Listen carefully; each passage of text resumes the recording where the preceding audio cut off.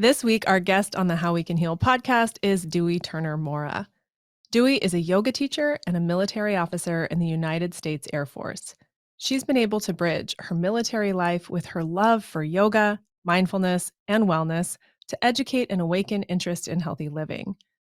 Dewey has given numerous public talks, contributed to yoga blogs, and hosted Yoga for Veterans trainings. She has served as an ambassador to nonprofit organizations, including Mindful Yoga Therapy and Warrior One. More recently, she's collaborated with the Give Back Yoga Foundation and Connected Warriors to create Yoga Readiness Kits, a free resource for active duty military members. Dewey is the founder of Integrative World, a community focused on promoting balanced lifestyles. She holds a bachelor's in meteorology, an MBA in global management, and a master's in international relations. Now located in Miami, Dewey continues to share her passion for wellness, service, and quality of life through her work and her online community at integrativeworld.com. Dewey and I met while collaborating to write the Yoga Service Council's Best Practices for Yoga with Veterans in 2015. We connected over our love of yoga, healing, and spiritual practices, and have kept in touch ever since. I'm excited to share her intelligence and positive energy with you here today, so let's welcome Dewey to the show. Hello, and welcome to the How We Can Heal podcast. My name is Lisa Danylchuk, and I created this podcast to share deep conversations that encourage us to move through life's toughest circumstances. Let's get talking about how we can heal. Dewey! I'm so excited to have you on the How We Can Heal podcast. Thank you so much for being here today. Thank you. Thank you. How exciting. And congratulations, by the way. That's amazing. Thank you. Thank you. It's been really fun, and I'm really excited to share you with folks because we met in a really special way working on the Yoga Service Council Yoga with Military and Veterans project. And I just remember this moment where we were like, oh, you're super spiritual too? I didn't think you were. Well, I didn't think you were. And it was just love at first spiritual disclosure. So that was really a sweet moment. I always remember, and I don't remember exactly what we were saying, but I remember where we were. We were by that lake at Omega Institute, walking out to where the kayaks are. And I was like, oh, I love this person. She's amazing. Oh, thank you. That's such a wonderful memory. Yes. Yeah. So I'm curious, you do work within the military, you have taught yoga to that population, and I would, guess to different sort of subsets of that population over the years.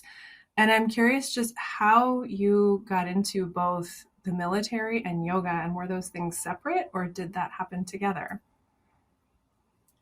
Oh, that's a great question. So, yes, they did happen separate, different phases of my life, but they just happened to really merge and coalesce really wonderfully throughout my military career. So I think I was about 10 years already into my military career, and had an opportunity to reconnect with an ancient practice that was Tai Chi. So I was practicing Tai Chi. That was during I got a scholarship and I was in college, and it was very stressful. I had to complete a 5-year degree in 3 years because it was a military scholarship. Oh, So yes, it was intense. And they had at the University of Hawaii the Longevity Institute. And okay. I signed up for a class, and it turns out to be a Tai Chi class. And I was the youngest. It was a senior citizens class that was with the Yes. Longevity Institute. I didn't know that, but they adopted me. And throughout my time during college, that was very intense. I was able to discharge some of that tension and stress through the practice. So when I graduated, I found a place that taught Tai Chi. And interestingly, it taught also yoga. And somehow I naturally gravitated more towards yoga and really started using that as a practice that balanced kind of the hard edges of my military career and really my personal life. And it was really nice balance, and found that there are a lot more similarities in being a yogi and a service woman than differences, like the discipline, the devotion, loyalty, this aspiration to be part of something greater than oneself. So it wasn't hard to maintain that, and naturally that became part of my life just as much as being in the military is part of who I am from there on. So, how did you get into the military? Was that something that was in your family or around you growing up? Other than being a Girl Scout growing up, that Me too. yes. Well, joining the military was interesting because I was born in the United States, but I grew up in Brazil. Mhm. And when I came back to the United States, I was 19 years old, and I had this uh, you know, dream of become a documentary producer. Hmm. So I had to learn English, and I was in New York, and eventually went to Queens College and taking some classes that were directed towards humanities and cinema. At the time, it was really hard for me because I was still very new to the language, the English language. Hmm. So I kind of had to redirect and think, okay, what is the next thing that I love that maybe would be easier? And growing up, I was a amateur astronomer in science, and I was really good at math. And so I started taking astronomy classes and math classes. And while I was reading a book about the space program, I learned about that a lot of people who serves in the space program or served in the space program were in the military. Hmm. And across the bus stop, I used to work at a McDonald's. Across the bus stop, there was a recruiting center for the Air Force. And when they had just crossed the street, and I asked them if they had a job in science, I was looking for a little bit more autonomy and kind of be able to, sustain myself. And they did had a job in weather, and I ended up joining the military to be a weather observer and forecaster assistant. And from there, my career started in long time ago, 1997, Nice. military with this hope of working for the space program. And interestingly, the stars aligned, and my very first assignment was Cape Canaveral. And I had right off the bat had the opportunity to work with the space program and work some shuttle missions. It was really lovely, very young to be part of that big, program. So Yeah, to be a part of something so meaningful. I didn't realize you had worked with the space program in that way, and that just sounds so fascinating.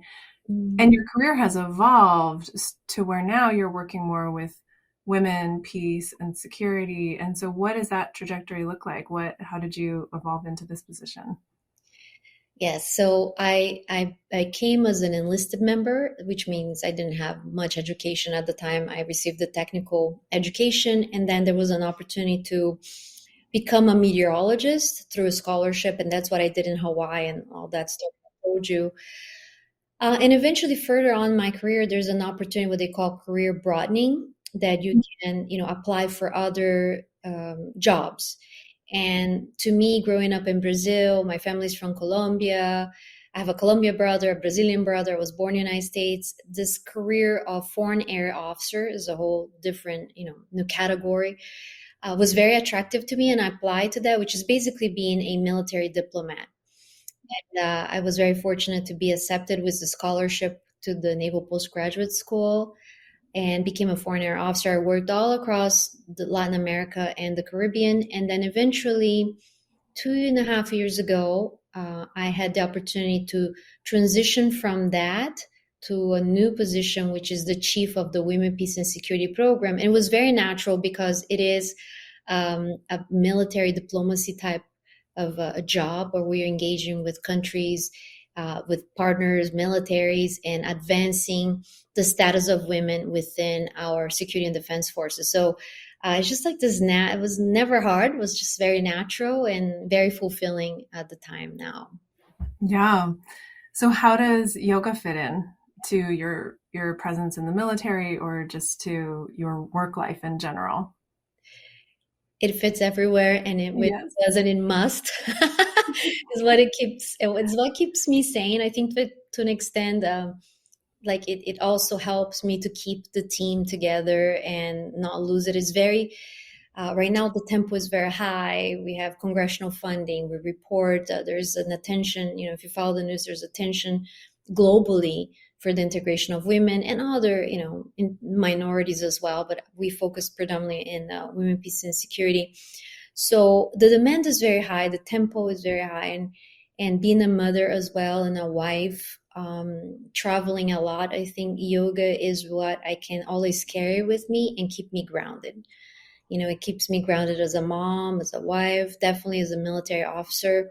So, I mean, even I think that even when it's not part of necessarily of what I do, it must be part because it keeps me centered and I can practice anywhere that I go in the world and it's always with me. So it keeps you centered. And then how have you offered yoga? Because I know, you're a yoga teacher, you've shared it with people in a lot of ways. I've seen events you've put on. What does that look like? Who are you offering it to within the military or outside? Are there sort of specialized groups or classes that you have offered or you're continuing to offer? Yeah, so at one point I was supposed to go to Korea and I was really into yoga at that time. And when I went to Korea to the area that I learned that there was no yoga studios. So I figured, well, maybe I can become a yoga teacher. So I became a yoga teacher and I was teaching, and I was not relating this as much to the military. I kind of saw this as my escape valve, like just being able to use that and kind of separate my life a little bit. Until I went to advanced yoga training and we had to write a thesis and we had to work on a big project. And I wanted to write something about lifestyle and integrative living, something really light. And then one of my classmates, we had to talk about our subject of research. And one of my classmates said, "Oh, no, no, Dewey, you're in the military. You must write about yoga for the healing of post-traumatic stress." Hmm. And I was like, "Oh, what a heavy topic. No way, I don't want to do that." Yeah. I left that discussion with that kind of like in my shoulders. Like I couldn't take it off. And I kept thinking, oh, if I don't do it, who can do it? Right. Like I'm the only person that right now, and now there are many more. But at the Yeah. time, I was the only person I knew that was really into yoga and really into the military. And it almost became this mission that I had to accomplish. And so I started researching, and for a whole year, that was more or less about the time that we met, going to different conferences, learning from experts, writing, and had the opportunity to work and serve as a volunteering coach to the Air Force when they warrior camp at the time. That's what it was called. Hmm. I really developed this affinity and this natural kind of a connection with my brothers and sisters in the military with the practice, saw amazing testimonies of healing like in front of my eyes. And I love this your podcast, How We Can Heal, and really show me how we can heal from some very difficult trauma. Not only heal but sometimes accept and move on in that condition, like acceptance, healing, community. So all that was really, as much as I was reluctant at first, now is really a natural part of what I do. It's what I specialize, is what I like to talk and really kind of serve in that way when I'm not in uniform. Yeah. So we talked about this a lot when we were working on the book together, but maybe just a few things top of mind now. How do you see yoga specifically helping the people you're serving? And I know, from our conversations that obviously not everyone in the military has PTSD. Not everyone is going into combat, right? And there's maybe different angles of how yoga might help a family member versus a military sexual assault survivor versus a meteorologist, right? So, what are maybe some themes you see in terms of how yoga supports or helps that healing process, that acceptance, that well-being for people within the military? Yes, thank you. And I appreciate you highlighting, by the way, that not everybody in the military copes with post-traumatic stress. That's true. And that must be highlighted. And while this is true, it's also true that everyone in the military copes and endures high stress. That's what we're trained for. We are, for good or for bad, in the business of managing hard power, aggression. So for us, it's important to be able to endure. So the basic trainings that we go and all this equip us to endure that. But I think sometimes there is a deficiency in which is very outward and we forget the inward. And I think yoga and mindfulness, meditation practices, even spirituality and just prayer help us to feel some of that and be more present and grounded. We do deal with loss quite frequently. I have lost personal friends. Almost everybody that I know has served in my generation. We have lost friends. So being able to cope with that and to surrender to an extent and to kind of leave that burden, I think mindfulness and yoga can help us with that. One, perhaps, at a very minimum, it helps us with maintaining the physical, the physical health that we need. Yeah. If nothing else, it will help you to be more supple and flexible and run better and do better push-ups. And then you start moving on this spectrum of how it sustains us. I mean, even like with a lot of us, all of us really, we shoot weapons, and this groundness, being able to mindfully stay there can actually even help us to be better shooters. Not only that, but to be able to discern what is a real threat and what is not. And all this being present is extremely important, because what we do is serious, what we do can be fatal, and we need to be present. And then moving even further on, and as we deal with the stress, having this ability to just be in the moment and take one breath, or stand before an audience and ground your feet and roll your shoulders back and exude this confidence can be helpful.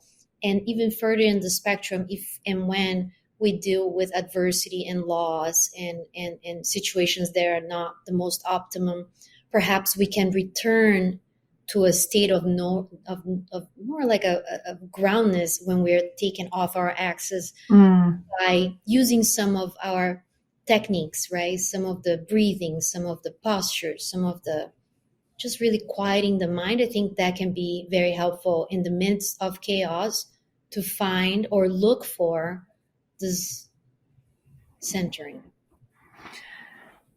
There's so many thoughts I have as you're talking, and one of them is, when we talk about yoga, there's the yamas and the niyamas, and there's ahimsa or nonviolence. And so how does someone like you, I know you're so loving and amazing, and then there's this energy of the military that's like protective too and fierce. And so I'm wondering how you personally, if you're willing to share, reconcile with like holding a weapon, or right, because I know a lot of like my personal, I have a lot of yoga and therapy friends, and some of them, all kinds of different thoughts and opinions and backgrounds and cultures, but I'm just curious for you personally, does that ever come up, like, oh, I'm in this fierce protective position where there's weapons, and at the same time, like from what I know of you, you're like peaceful, loving, hugs. Like, does that ever feel like a conflict for you, or do you feel like it's just you flow with it? Well, I think there's an acknowledgement that, let's be realistic, like this is part of what we do, right? And it's no joke. But at the same time, I think earlier on I referred to this idea of doing something greater than oneself. Yeah. And the definition for each individual is unique, and we respect that, right? But, I am not holding a weapon thinking, oh, here I am going to be lethal and I can wait to shoot someone. I'm looking more from the perspective that I love the United States. I love our democratic values. I love our nation. I love what we stand for in front of the world. Maybe not perfectly, but we do. Our democratic values, the idea that it's equality in front of the law, that everyone deserves an opportunity, right? It's not a perfect country. It's not a perfect world. Right. But, in this ideal is where I have no second thoughts about if I were called upon to defend my family, our nation, our shared values, then this is something I'm willing to do because I believe in it. And I think that is really personal. I mean, I totally respect someone who's like completely nonviolence. Let's resolve every, issue, every complex issue in a diplomatic manner. And I think as a person, as an individual, I hope that this is true, but I'm also a realist. It's just my nature, and understanding that, we're not going to solve every issue in that way. And then how do we deal with that? And and also in growing in other countries, I know what it's like to see poverty right on your face, like children abandoned. I mean, not that we don't have that in the United States, but really at a like a gross number, like right in front of you. So I appreciate what we have here, and I yeah, and I cherish that. And it's my way, my personal way of looking at it. I don't really have a conflict of interest. To me, is my way of serving the world at a greater dimension. And I'm just glad that I found yoga, mindfulness, and other practices to to allow me to be as centered as I can in the practice, in the work that I do. Yeah. And I can hear in your description how it's really about standing for something, right? I think a lot of times when we think about weapons or violence, it's like we think of oppressive cycles and things like that. But what I hear in what you're saying is really standing up for the values of equality and in service of your family and people around you. Mm-hmm. It's really beautiful. One of the other things you said stood out to me just because I remember having a conversation about this at Omega. You used the word surrender, and I remember people being like, well, think about the word surrender in a military context. That might be harder for someone who's, served in the military to say, oh, I'm going to surrender. Do you have any thoughts on that at this stage? I mean, it's been years since that conversation. Yes, I think, as new people come into the practice of yoga and mindfulness, right? And we're trying to introduce, and let's just like then limit that to a group that is within the military. I do think we need to be cautious on how we relate. Yeah. And not only that, I mean, there's so many different people. I have the other day someone said, well, I am a devout Christian. I cannot practice yoga. So and then if you're trying to introduce, or if someone is curious, someone that's Christian is trying to learn a little bit of Mara yoga, you might want to create a little bit of a distance from a spiritual practice, right? And then start talking about Shiva and the incense, because I think that in the spectrum of yoga and mindfulness, it's really so wide and welcoming, right? Again, like it can be for someone that wants to be more supple and has a back problem, sciatic nerve, vagus, all good, and wants to address that, all the way to someone who really wants to, have a deeper practice, understanding at a spiritual level. And anything in between, we should respect and love and welcome.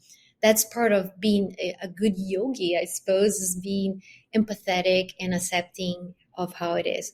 So let's go back to working with the military. Yes, I think it's important to, as we introduce, I think as we grow in the practice, we don't need to be as, cautious, but as we are introducing the practice, how we introduce is important. So yes, surrendering is probably not something we want to do, or not giving the space for choice.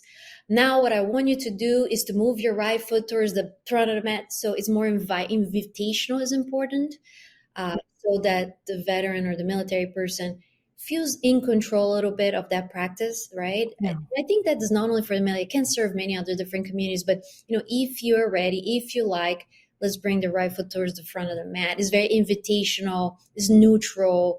The language it has a sense of cautiousness, not only for the military, but again, different populations, that I think a good teacher would recognize that and would study and really try to offer a safe space, a welcoming space that nobody feels intimidated or that not welcome, really, if it makes sense. Yeah, and what I hear in that too is being responsive to the community that's in front of you. So if you know there's a word that might have a dual context for that population, being sensitive to that and being aware that especially someone who just is dropping into a yoga class for the first time and maybe they're a little bit tense or under a ton of stress or even experiencing PTSD. And if you say things a certain way, right, it could be more inviting for them. It could be less. It could turn them on, turn them off. And obviously, we can't control that ultimately, but we can try to be informed and relational and really consider who's this person? Who are these people in front of me? What do I know about their background or their culture or their experiences, their assumptions? And can I just communicate within the context of that? So it just sounds really relational to me. And some of it is by experience, and some of it is by education. I do think every yoga teacher ought to be really as educated. Education is important, to keep reading, to keep practicing. But then there's also try and error and being empathetic of oneself and others. I have made mistakes. I have been, for instance, once, that was many years ago, offering a class in a shelter for women who had coped with, have been faced with domestic violence. And in this moment that I felt very loving, and in this letter, one of the ladies approached me and she talked to me. And she said something that really touched me. And I said, "Can I give you a hug?" And she said, Mm. "You can't." She said no. She said no, because and really, like, I should know better. We're there, and maybe not everybody, in a place where people have been exposed to domestic violence, so maybe this touch, this, can be something that it's invasive, and I didn't know any better. So I think we have to be cautious and educated of things that can possibly happen, and then recover from that and say, "Oh, I'm sorry," and have something that you can not break the trust, because trust is very important between the teacher and the student, regardless of setting and regardless of the community. And then there's also, through trials of like funny things, like when I was teaching yoga at the Pentagon. I had a big class and I would teach 2 times a week, and would have all this different people, different ages. I would have someone who actually had like an amputee, pregnant, all in the same class. Was at all levels, and you imagine at the Pentagon, 27,000 people, was really a diverse class. Wow. Yeah. Yes, and I remember one time I kept saying, "Well, and if you do this, it's very good for your practice, and this is great for your practice, and practice, meaning the yoga practice." So at the end Yes. of the class, one of the guys who was there, military guy, he comes to me, was like, "Dewey, thank you so much. That was great. But so I just want to be clear, what are we practicing for?" Because I mean, that's the military, right? We're practicing towards an objective. And I just kept saying, "Yoga practice, this is great for your practice." So he wanted to know what were we practicing for. I just thought that was hilarious. And from there, so many other things that, we learned only through trial and error, and a lot of victories along the way too. So it's interesting. And having fresh ears on what you say, right? Like you probably said that for years before, and then someone comes along, and maybe someone had thought it before in a class, but then someone comes along and says, "Wait a minute, what are we practicing for?" I think that's such a brilliant question, and it speaks to the culture and the ears that are listening to you. And it also, I mean, I'm wondering what you said. I feel like my answer would be like life. I We're think practicing for life. I don't remember what my answer for, but I do, like, I remember that moment, like, was caught me just like, so off guard. It was such a good question too. I think we got a good laugh out of it. And now to this day, we're good friends Yeah. now. But yes, it was really interesting to see how we start with one small class and people just really are drawn to it, especially if you deliver in a way that's not intimidating, that is welcoming. So we went from having 10 students. I think at the end, when I was about to leave the Pentagon, we had like sometimes 50 people that were staying afterwards. And I think it really speaks to the need that we have on expanding the practice of welcoming, because inevitably people will come in one way after a hard day, the amount of stress you can imagine at the Pentagon, and then you just leave it. You leave it in the on that, and you're more, maybe it takes away, quote unquote, an hour of your day, but then you're so much more present and really fresh for life after a good practice that the numbers speak by themselves. It's valuable transition time, right? I mean, I know even with the pandemic and people not having a commute, they're like, wait, how do I transition from work to home? And driving isn't the most soothing or comforting thing. I mean, for some people, like it more than others. And if you're not in traffic, it's generally a little bit better. But something like a yoga practice, something where you can move and breathe and move through, kind of digest what you've been going through throughout the day, release some of that tension or stress, even energize yourself a little if you've been feeling like you're flagging, right? That's like such a great pivot point. And I know I always think of the practice, and, when we feel like we don't have time, that's usually when we need it the most. But it's like it gives time back to you, right? Or it gives so much back to you that it's worth that investment of the time. Yes, absolutely. And it doesn't have to be an hour either. I don't know, like I think we're 24 hours in a day, an hour here, an hour there. But I mean, most days I practice much less than an hour. And I think the practice can be just focusing on your breath for a few minutes to 5 minutes, 20 minutes, whatever you can, focus on, as long as present and you're really devoting that time. I don't know. I would love to one day to do a little research and see what is the minimal viable time per practice. And I know, right? Is it 3 minutes? But it is, I mean, to the response, it's practice for life. I just feel like the longer I've been a yoga practitioner, the more everything feels like yoga, right? Like the more it's like, okay, and I'm grounding myself here and I'm aware of how my body's feeling there and I'm going to move it a little bit this way and I'm going to notice the thought and I'm going to flip that thought and I'm going to notice something that feels aggressive and see where I can find a sense of ease or peace. Like all the philosophy starts folding in, and then it's like at a certain point there's times where I'm like, oh yeah, like I don't even really need to do asana, and then I'm like, well, yeah, I do. My body starts calling for something.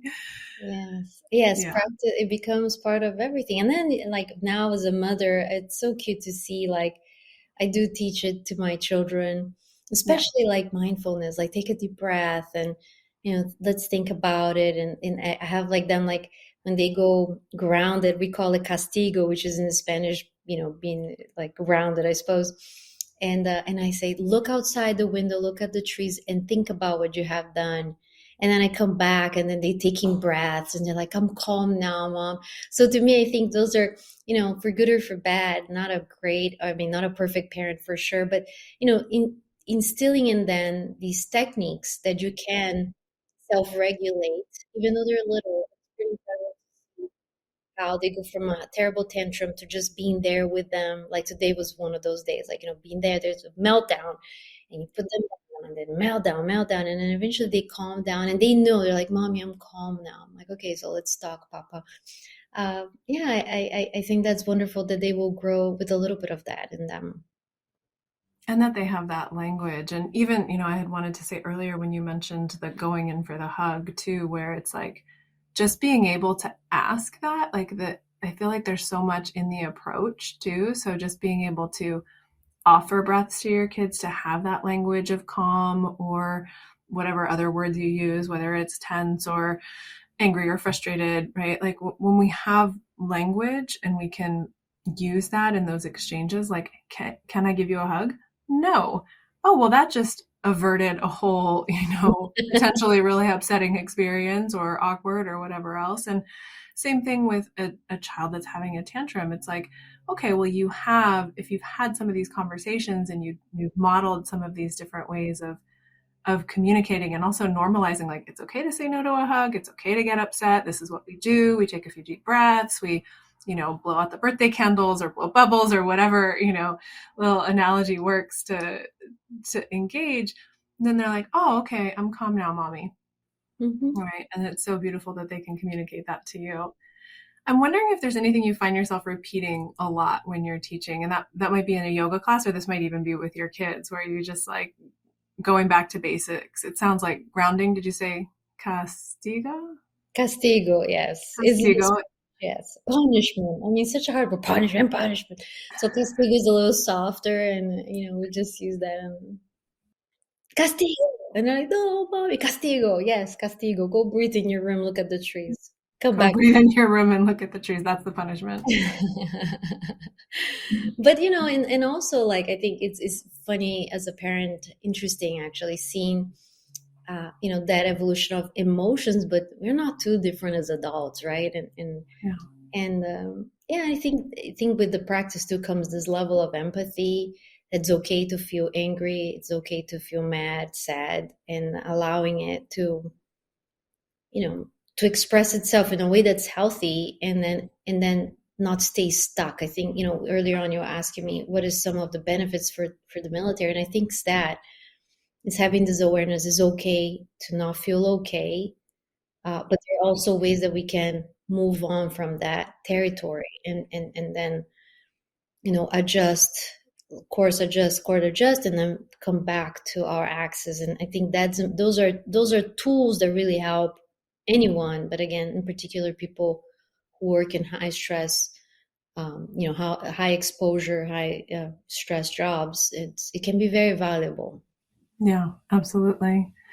And you've been working more with women lately and supporting women stepping into positions of power. What called you to that, and what does that work look like? Yes, so in working with women's leadership, inclusion, meaningful participation, that has been really lovely in a way that I guess now I'm my 40s and transitioning out of the military. So I've been through a little bit, 25 years in a mostly male dominated.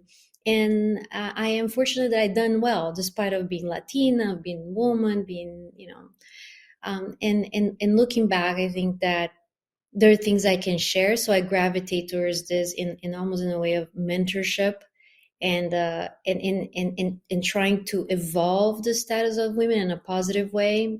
I like to say it's not a revolution, it's an evolution that doesn't have to take forever, but is, one step at a time. So now in this new job that I have 2.5 years, where the focus is the meaningful integration of women in defense and security, has been extremely fulfilling because we can see shifts happening not only for the women that feel empowered, but also for the men that now recognizes that women are valuable in all sectors of society, but that we have something big to contribute strategically, operationally to defense and security, and also to find the lots of brothers that thought that all along and that they're with us and they have been with us. So it's really, I think at the end of the day, it's very fulfilling because it is about human capital, right? About this idea of equality. I mean, who can deny that this is something that's really important to all of us?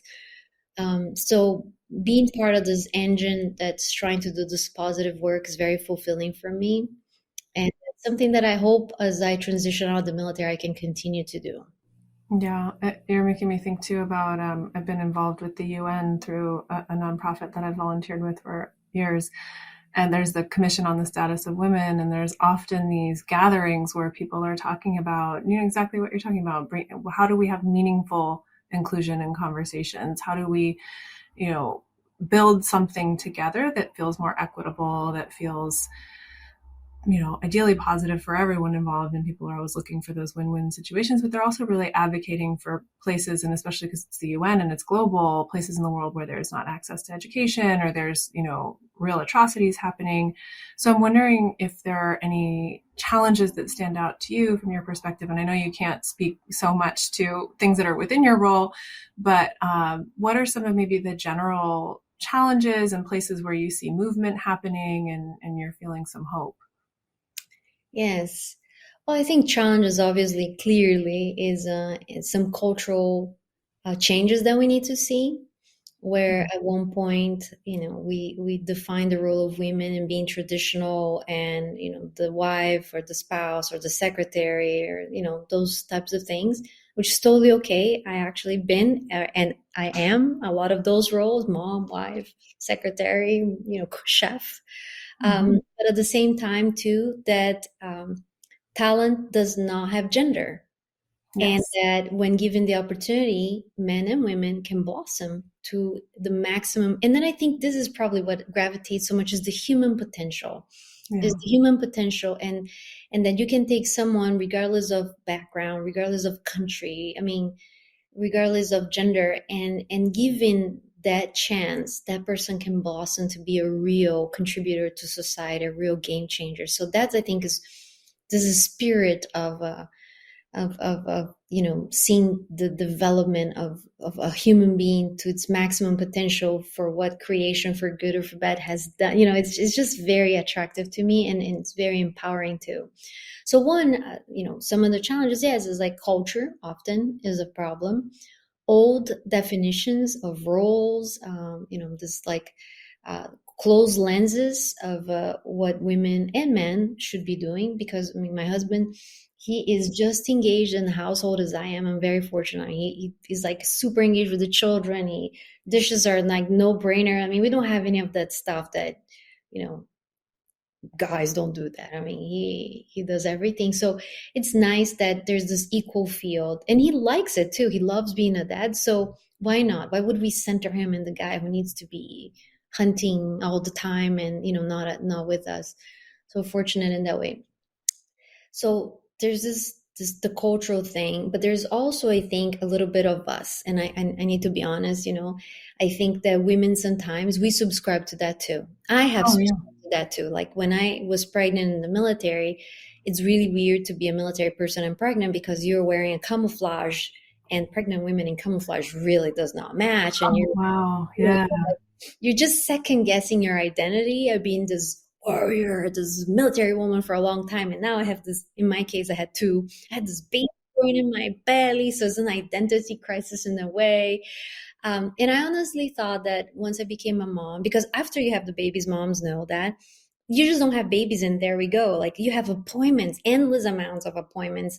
And then I had premature babies, then you had like even more. So I really thought, okay, at this point my career is over because I am dedicating so much time to being pregnant. And then I had a difficult pregnancy, so I was in the bed rest. And then after that with the boys, long story short, I sort of ruled myself out of a military promotion. I really that was it. I was for so many months, and took a man, actually a man who recognized the contributions I had done and what I could still do for the military, who gave me this person. He gave me a really good evaluation that set me up to the next promotion. Which, by the way, I had to catch up to some education that I had to finish to check the mark for being promoted that I had already given up on. Like I give up on myself and I was transitioning to this different definition of myself. So I think there's, the out world that's telling us, oh, you this, you that, but there's also the inner world that sometimes we cannot self-defeat. And that's a lesson that I share personally. I don't think every woman subscribed to that, but that was my experience.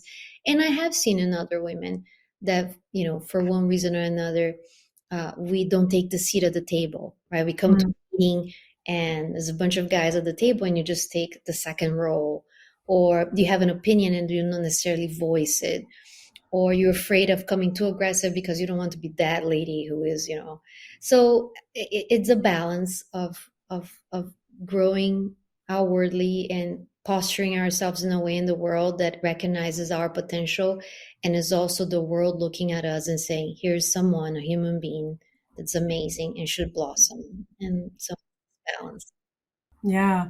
And I think it takes working through some of the like internalization of maybe how things have been, or some of those older roles or those cultural beliefs that you were talking about. So what I hear when you're talking about, stepping up to, sit in the front row, or to ask something in a way that you're afraid how it's going to be received. Like I hear a lot of like breaking through some of those cultural norms or expectations or judgments. And that's a lot easier said than done, right? Because we don't always, and that's where I think yoga and mindfulness come in too, because we don't always know we think those things until we look at our own behavior, right? Or you probably weren't thinking, especially when you're, busy raising premature twins, like you're not thinking, oh, this is an internalized thing or this is systemic, right? You're just going, okay, well, I don't have time for that anymore. So I guess this is more important. And it takes like sometimes someone else saying, yeah, I see you. I see what you got. Come on back to the table. So it is that kind of group effort in that way too, right? Like we acknowledge and support each other to come back to the table. Yes. And I love what you said, the breaking barriers, because it's true. Like right now, I think we're in a really wonderful phase where we see lots of breaking barriers, and we'll continue to see, right? The first woman this, the first woman that, the first. And ultimately our goal is that, 100th is no longer a big deal. And, women don't have to be shattering these glass ceilings and having this supportive man that help us throughout, and vice versa too. But I think this breaking, like now is an exciting time that we see the first, the second. I just came back from Latin America and we hear that all the time: the first minister of defense, the first chief of defense, the first captain, the first general, the first. We're in this era of first, and it's really exciting to think that soon enough it won't matter as much because our status has been normalized. Yes. Right. And I that's what I hope for and look for. Hopefully it's still in my lifetime that we normalize a little bit more. The 1,452nd woman to step into this role. Congratulations. Yeah, congratulations. Good for you. And it's just like a fact of life. And then women and boys and girls, really take that to heart, and it's normal that mommy is this and that it's that. It's just like more normalized. The roles are more generic. You mentioned breaking barriers, and you have a podcast with that name, right? Is that something that's just internal, or is that something people can access and listen to? No, I mean that is related to my job. Okay. It's a wonderful podcast. It's in Spanish and English that we have different episodes, but really is focused on what I do in uniform, and it's called Breaking Barriers because we highlight women in defense and security breaking barriers in the Caribbean and Latin America. Nice. If it's available online, maybe we can put it in the show notes. We are Yes. now on episode 12. We're about to launch episode 12, if I'm not wrong, is in Spanish. But really, we have episodes in English too of these amazing women who have served their countries, who have wonderful experiences, who have had all different kinds of roles, and really very, very inspirational in nature. So yes, I invite. It's called Breaking Barriers podcast from the United States Southern Command, Yeah, we'll definitely put it in the show notes. and it's for men and women to listen. By the way, it's very inspirational to all. Yes, I love that. So, what would you say to perhaps a woman or someone female identifying who wants to step into like more of a leadership role? That might be in the military, that might be outside. What are some things you've observed that are helpful for people who are kind of growing in that direction? Um, I think for one is to focus on your talents, right? This idea of perfection. I mean, let's just scratch that, right? There's no perfection. So all of us, we have something to offer to the world. And it might be that you're a great speaker, or you are great at organizing and monitoring, you're a great scientist, whatever it is, like focusing on that talent and making it so wonderful that you're one of a kind. Driving. Of course, we want to grow in areas that maybe don't come naturally, but I think it's important to be kind of a sort of a subject matter expert in something, be really good at what you are. Also, as women and men, as we develop our leadership styles, it must be authentic, right? Yeah. Sometimes at one point we see in the military that you must be this gun-ho, people, we study leadership in the military. So it's like, the laissez-faire, which you don't want to be that person, or the, leading from the front, da, da, da. And I actually, when asked me, and I get asked this quite often, they ask, what's your leadership style? My leadership style I like to define as mindful leadership. Yeah. And is sort of a servant leadership that also is very reflective in nature, and there's a component of self-care, of grounding, of realizing that. So I would say to someone or a woman that about this leadership is really find what is authentic to you. You don't have to be the gung-ho yelling from the front. Maybe you have a different style, but finding that and being authentic, because I think people gravitate towards people who come transparent. Yes. Yeah. People feel that. Mm-hmm. And then surrounded yourself with people who love and will elevate you, because regardless if you're in the military, if you're a yoga teacher, if you're a mom, a CEO, adversity will happen. And there will be times that, you will want to quit. You will find that life is not linear all to the top. There will be setbacks. And maybe in those times is when you need to rely on people who love you, who can gather around you and lift you. And then you do your inner work too. So I think that's where yoga and mindfulness come, is like, there's all these tools. There's the people who love you. There's these tools that when you don't feel like getting off bed, you take one more breath and you drag yourself to the shower and you come back a little bit more rejuvenated, one step at a time. You get out of the rut, because that's natural part of life. And so equipping yourself with the right people, with the right tools to keep plugging and moving forward one step at a time. And I think naturally you'll find your place in the world. Yeah. And just in the context of the world right now, and there are always so many challenges, but it seems like in these last handful of years, there have been excessive amounts of global and systemic and personal challenges that come with that. So any other sort of yoga inspired or mindfulness inspired general advice you would have for folks who are just like, I'm just hanging on by a thread these days? What are some practices that really help you? Okay. I think like one that I really rely on every day is breathing. Yeah. I think, we have so many I wouldn't say triggers, but there's so many things that happen in the world that demand a reaction out of us, right? And we can subscribe to that. So noises and your boss that walks in, or your spouse or significant other did what you expected him or her or they to do. So you are reacting to the world. And when we take control of the world of breathing, we are able to, again, I mentioned that earlier, self-regulate and have a little bit more of a saying in how we react, right? And even if you're triggered, you can, okay, for a moment, I'm going to inhale and exhale longer. I do that all the time. I go to those meetings with this big people in there. I'm like, I don't have all that rank, and I'm like super intimidated. And you can't help it. Your heart starts racing, and then you have to talk. And the last thing you want is to come with a cracking voice, or, show that you're not prepared. Mhm. So, I mean, simply putting my feet on the floor, pressing it down. We talked about different things, but for the yogis listening, you extend your shushuma, you roll the you extend your spine, you roll the shoulders, and you inhale and exhale longer. And that right there helps to bring down all this, this, all this demand for a reaction in the world, and you start self-controlling. So for me, breathing works really well. And then also works well when I'm like 3 p.m. and I really could use an espresso right now, and then just a little bit of my more vigorous breathing.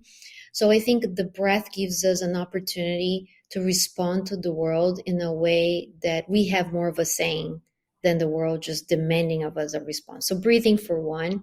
I did talk about posture. I have scoliosis. I have bad posture. I work all day on the computer, but I do think that the posture is also another important tool. As you come into a meeting, as you're engaging with your spouse or even your children, like today when one of my boys are having a meltdown, I literally widened my stance and I held him with both of my hands, very grounded, so I could support him in that moment, and that he felt that I was there, like as the parent, not intimidated, that this meltdown will pass and I'm here for you. So I think the posture, like how we portrayed ourselves in the world, and that is not necessarily just a physical thing, right? Because we can also think of someone in a wheelchair, someone that is missing a limb. It can also project and take this space in the world that's very empowering. So the breathing and how we, you know, I think that comes a lot from yoga. The posture that we take, the stance that we take in front of our everyday life is very important. So those two things, I think, is part. It's natural to me. It's part of my daily life. I rely on it sometimes even more than maybe I should. I don't know, but I'm always looking at my breath and posture whenever I come to this awareness that I am a little bit off. Yeah, and I feel like, as someone who thinks and talks about those things all the time too, and writes about them, and there are always areas I feel like I can expand that into. There's always some moment of lack of awareness, or where it's not fully integrated, where I'm like, wow, actually, I could just take a breath right now and that would really help. Right. And so, even like those of us who are super immersed in this stuff, there are those moments where, yeah, we get swept away in something. And the more foundational and the more we repeat those things, I don't know that you can do it too much, maybe to the point where, and this happens to your partner or your people around you, are like, okay with the breathing, that's enough. Okay with your postural shifts over here. But it's so valuable. I 100% agree with you that awareness of those two things, like what's my body doing, what's my breath doing, can really be a window into making a choice that influences your mood, your experience, and sometimes even the outcome, your behavior and the outcome of your day, if you're able to kind of catch those little windows and make it maybe a little bit more graceful transition than would have happened if you didn't take that breath. Yes, and I don't want to like bring us into something that maybe is not as uplifting as the conversation as we're having, but again, I'm a realist, and in what we do have a large number of people in the military who cope with depression, exhaustion, stress, anxiety, and ultimate, the worst thing can happen is someone taking his or their own life. And I think, the breath really can create this space between this action, right? That's very hurtful to oneself and the people who love. Um, uh, you know, who love us, is like taking that one breath that maybe creates the space between a decision that is unfortunate, right? That would create a loss. So this control of the breath is really like it can be it has been for some life-saving. Absolutely. Take that space to react and and then like another things that we did talk about, in relationship to others. I think it almost becomes to a way of communicating. My husband sees me breathing a certain way. He's like, ooh, better not mess up. She is recentering, self-regulating right now. Give her some space. And I'm like, a message like, I need my space right now because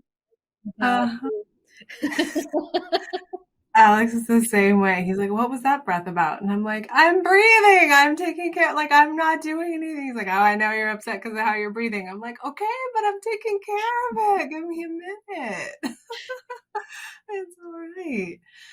I actually appreciate you bringing that up. And I know it is a heavy topic, but I'm, also thinking about friends I've had who have a couple friends come to mind who have lost siblings who are in the military. And it's one of the things that drove me to want to be a part of the project where we met and continue. Like sometimes I think everyone knows about yoga and how good it is for trauma recovery because you end up in these little bubbles in your world and you're like, oh, it's everyone knows this. And then I hear another story like that and I'm like, no, there are still so many people who could benefit from a practice like this that gives us real experiences of, oh, that 45-minute practice or that 3-minute practice made a big impact on how I feel. And then they can start to have the agency to bring that into their lives. And, we don't know what doesn't happen, but we do know a lot of the times when we do lose people that there's some crack in the support system or, something that it would have been helpful for them to have, perhaps would have been helpful for them to have access to. I mean, we can never know for sure, but I really believe in offering these types of practices because they're so simple. It's not even in your pocket. It's like always with you. It's in your body. And it's as simple as that little moment of awareness of, let me take an inhale and a longer exhale right now. And knowing how, inhales versus exhales or, all the sort of pranayama breathwork stuff we learn as yogis, that stuff is so valuable. And it goes with you everywhere, right? You're breathing as long as you're alive. And if you're not breathing, you're not going to be alive very long. So having those tools to self-regulate, having that opportunity to meet your mood or your energy with something that can even give a subtle shift is just so powerful and empowering. Mm-hmm. Absolutely. And I think to me, one of the things that I like to say, at one point you asked me, like, what are some of the things you say repeatedly? And when I was working with veterans that now are learning their new version of themselves, right? Because they had like an accident or a combat wound, and now their physical body is different.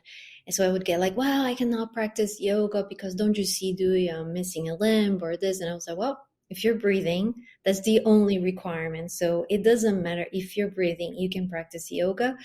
And really, that is the truth. That's the only requirement, is to be breathing. If you can breathe, you're alive and you can practice yoga. And it can be just, focusing on the breath, or it can be a more sophisticated expression of physical expression. But at the end of the day, really, it all comes to the, pranayama, the breath. That's the foundation, and it's available and is universal to everyone. So that's one, and exactly what you said. We go all around the world, and we can bring that with us. We don't need a fancy yoga mat that's non-slippery. We don't need the pants that are waterproof or whatever, sweat proof. I mean, all you need is to be breathing. That's it.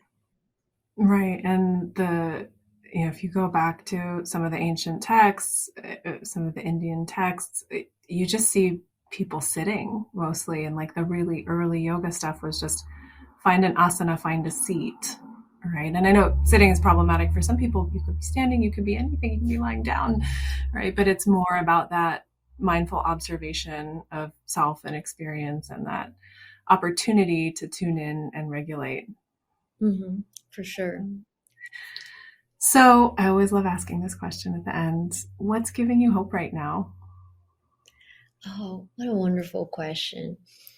At a personal level, I think what gives me hope is seeing my children, growing up, and that we're doing the best that we can with the tools we have. But that gives me hope that there's a future that is exciting. That in seeing them growing every day, and to me that for sure. I think at a larger scale, other than my immediate domain and my family, was really seeing like a change in mindsets, right? I know there are lots of difficulties, there are lots of injustices, there's a lot of wrong things going in the world. But at the same time, I also see, especially in the business that I am, that there is hope. There's hope that there's more, the empathy will prevail. There's hope that we're going to look at one another in a more level field. I see those very harsh, old thinking, like really like going away. And the new, it's exciting. I love working with the new generation. I see in my business, I see senior leaders, they get it. They get it because they have to manage human capital. The mid-level, like, the people who have been around the block and they're not really up there, they're not super young. They're the ones that are like sticky because, they have still that mentality. But then there's this new generation and they're just like so open, so vibrant. I love working with interns. I love working with millennials and the other generation. So, I do think that there's a lot of hope there and there's a lot of change happening and that we have to stick with the optimism. I like, in the words of Colin Powell, was a great general. The optimism is a force multiplier, and I think he's right. So, Yeah. And what's next for you? I know you've been writing. I know you're moving towards retirement. Like, what's coming up in your world? yes. So, yes, I am coming at my end of my military service. I actually already have approved orders to retire 1 January 2023. So it's a Oh done my deal. goodness, that's coming soon. Yes, 25 years of military service. I think yesterday I looked was like 25 years, 3 months, and 14 days, or something like that, like by the time I retire. So it's a big transition, right? And what is next for me is hopefully I would like to continue my education. I would like to do more research, writing, and learning on women's leadership, and also focusing on Latin America. This is my specialty. I think mindful leadership will be a big part of it, like bringing this, this empathetic role, the self care, the really like the whole posture, the breathing. I think all that is part of being a good leader. And my 25 years of military service really bring me to that very clear conclusion. So I think I can talk about that and research about that with a high level of confidence. So I like to do that. And yes, continue writing. I know that I'm writing a book. I'm really like it's really in the final stages, and I just haven't had the time. Which is Mind Your Class is a book for yoga teachers who want to teach in military settings. So we'll talk about the science of yoga for individuals, veterans coping with trauma. We talk about the art, and we talk a little bit about the language, getting that knowledge that's important to make a welcoming and safe space. And then we're going to talk about the you, the us, the authenticity I mentioned earlier. It's interesting because now it like kind of covers all the things we talked about, right? The Yes. coming into as a teacher, I don't think is necessarily only for working with veterans coping with trauma, but really coming into a setting where you're confident, where you're authentic, where you use language that resonates with you. And even if we make a mistake, it's okay. Like you can recover. So that's what the book's about. So now I plan from October on to complete that. Hopefully, by the time I retire from the military, I have completed that manuscript. And yes, and continue sharing, the lessons that I have learned along the way, either being in yoga or with my military experience, and continue the learning. That's for sure. So I love it. Thank you so much for sharing that. I can't wait to read your book. And I know a lot of people who will just be ready for that and so enriched by it. So thanks for all the effort that I know there's a lot of effort that goes into writing. So thanks for all the time you're carving out and all that you're dedicating to that. So if people want to connect with you, what's the best way? A website? Is there social media? How can people connect with you? Yes. So for my personal social media on Instagram, I'm Integrative World. Integrative World. The same thing, a webpage. I have a integrativeworld.com. It's my webpage. Also on Facebook. All those integrative worlds is always is my way, my grassroots community. I believe in community. I think one thing that maybe I want to revisit on your question, what's next, is really this idea of community, right? For us, the military in transition, we come from a community that's very supportive. We're like, we gather around, we support one another. And to me, it's very valuable to feel that way as I transition. So I'm fortunate that I am part of a wonderful community here in Miami that's embracing and welcoming, and that I have this other, is not only about the military, but now the transitioning community. This is a space that's welcoming of people like me who are, now completing a phase and starting another one. So yes, so if you want to keep in touch with me, I'll love that, because again, community is a big deal. And even if it's a virtual community, it would be wonderful to keep in touch. Yeah, it all matters. And I think like once you have a real sense of someone and a connection to them, and there's this like just knowing they're there. Like for me, just knowing you're out there. Sometimes I see you on social media and I'm just like, yes, good people in the world. I don't know why, but I always think of, and it's funny because I have these headphones on now. When I make smoothies, I think of you because you posted once one where you had your kids with the headphones on to protect their hearing while you're making the smoothie.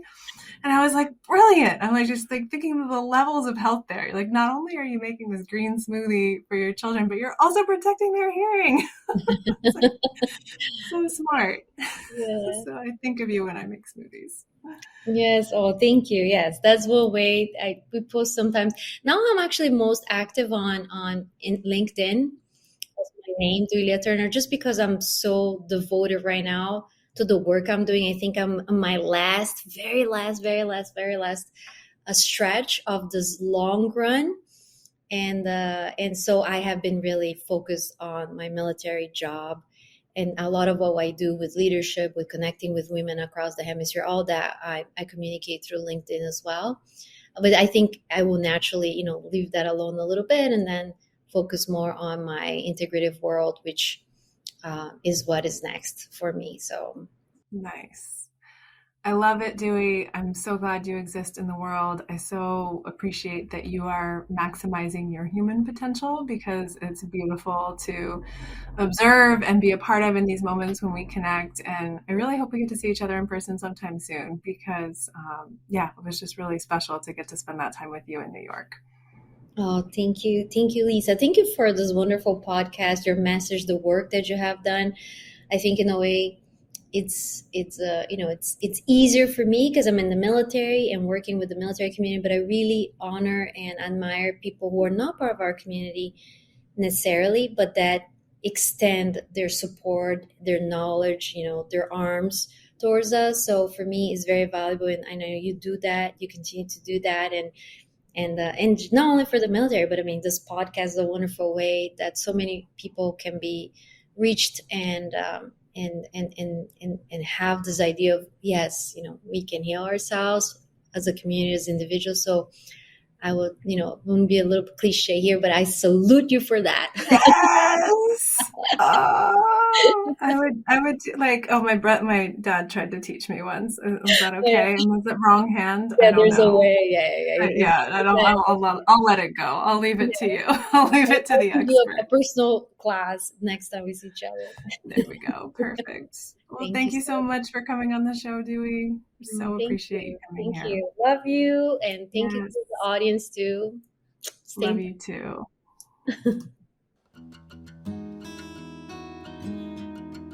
Thanks so much for listening. My hope is that you walk away from these episodes feeling supported and like you have a place to come to find the hope and inspiration you need to take your next small step forward. I do want to make sure it's clear that this podcast isn't offering any prescriptions. It's not advice or any kind of diagnosis. Your decisions are in your hands, and we encourage you to consult with any relevant healthcare professionals you may need to support you through your unique path of healing. For more information and resources, please visit my website, howwecanheal.com. There, you'll find tons of helpful resources and the full transcript of each show.